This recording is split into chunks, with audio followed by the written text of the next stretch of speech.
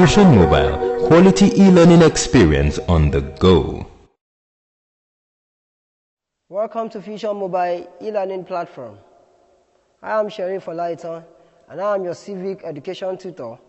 I shall be taking you through culture today, under which we shall be considering the tradition, customs, beliefs in Nigeria.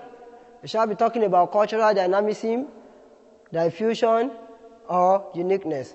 We shall be talking about our cultural rights as entrenched in the United Nations Fundamental Human Rights Law.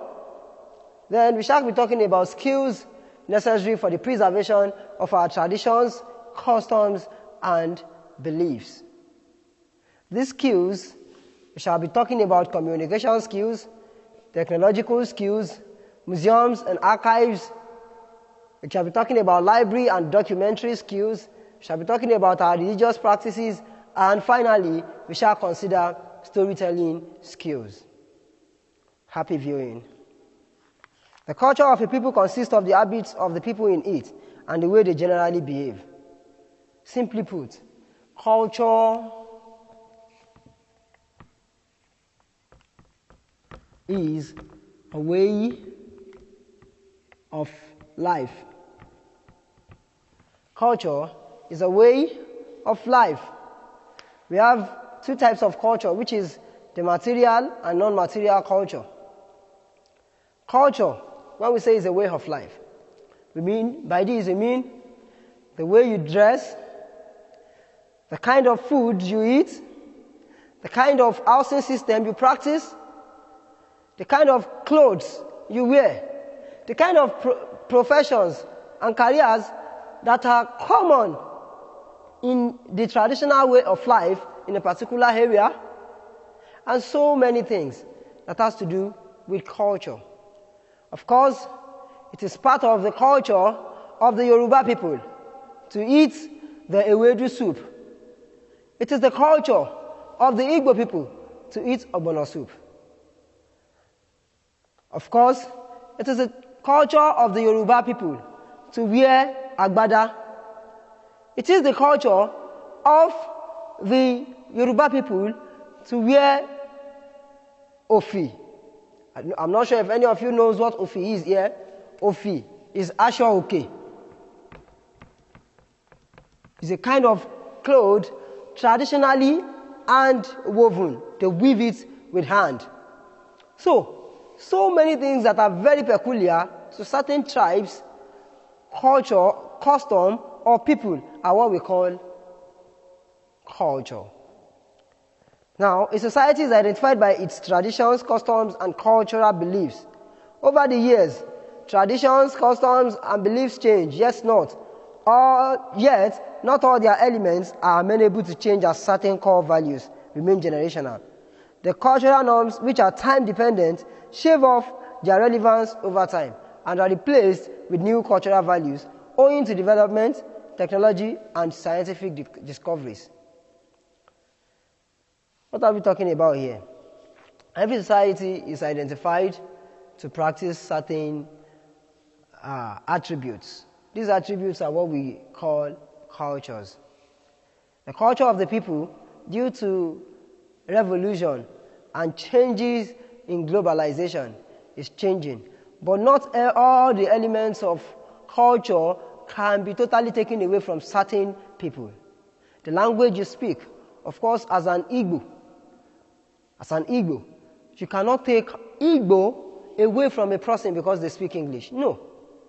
This is why we say culture is very, very important. Cultural dynamism. This means that inferior or weak culture gives way to superior or dominant culture. When inferior culture is steadily pinning away by collapsing into a superior culture, it is known as cultural lag. Cultural lag.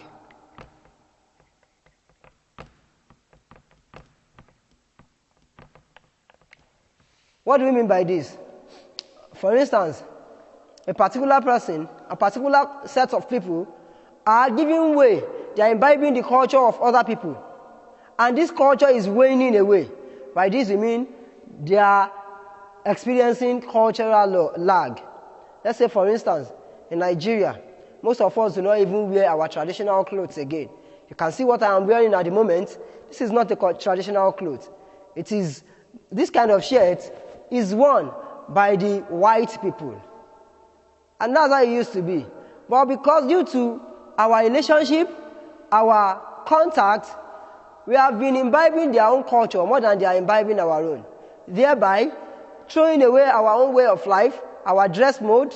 Most of us are not even eating gari again. We prefer eating salad, shawarma, and so on, foods that are not even meant for us here. This is called cultural lag. On the other hand, when a culture becomes superior and dominant with a growing international respect and acceptance, it forms what can be described as cultural universals. Cultural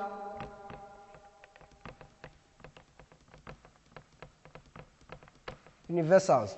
By this we mean, let's take for instance, the white man culture that is dominating our cultures in Nigeria are experiencing or could be described as cultural universals. Why? Because we are accepting them, and they are experiencing. As we are experiencing cultural lag, we can say they are experiencing cultural universals. For example, the Christian traditions, customs, and beliefs, as enunciated by the Holy Roman Empire, have become cultural universals as they form what is today known as Western civilization or lifestyle practiced globally.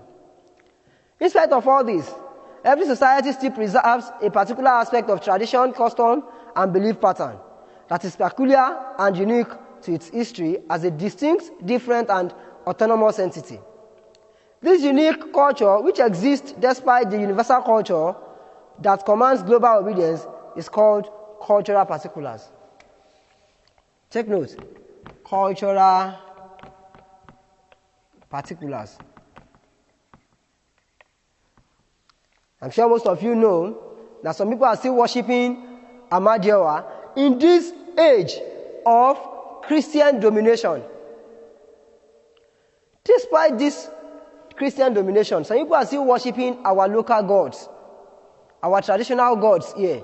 People who are worshiping Ogun, Sango, and so on and so forth. So, this kind of practice under cultural universals is called cultural particulars. Those who are still practicing their own peculiar culture, despite the domination of other cultures, are seen as cultural particulars.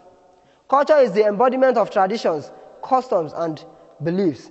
A people can only be truly identified through their cultural particulars, that is, the unique traditions, customs, and beliefs common to it.